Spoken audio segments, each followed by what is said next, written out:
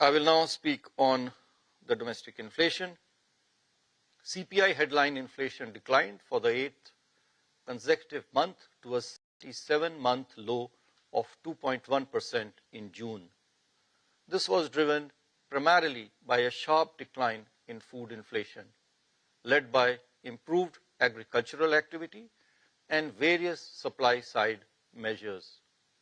Food inflation recorded its first negative print since February 2019. It was negative 0.2% in June. Double-digit deflation in vegetables and pulses drove this contraction. High-frequency price indicators signal a continuation of the lower price momentum in fruit prices to July, the last month as well. Fuel group inflation moderated over 2 successive months to record 2.6% in June.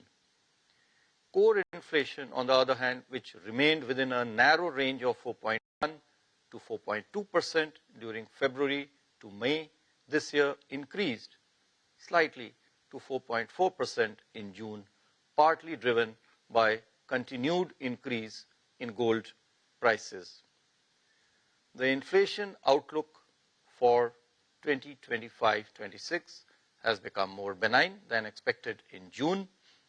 Large favorable base effects combined with steady progress of the southwest monsoon, healthy kharif sowing, adequate reservoir levels, and comfortable buffer stocks of food grains have contributed to this moderation.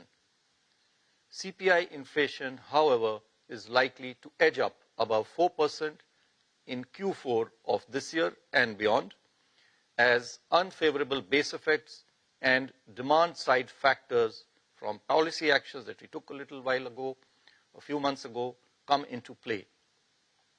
Barring any major negative shock to input prices, core inflation is likely to remain moderately above 4% during the year. Weather-related shocks pose risks to inflation outlook. Considering all these factors, CPI inflation for the current year 2025-26 is now projected at 3.1%.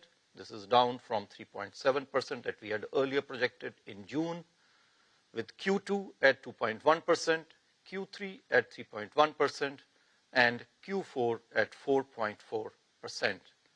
CPI inflation for Q1 next year, 2026-27, is projected at 4.9%. The risks are evenly balanced.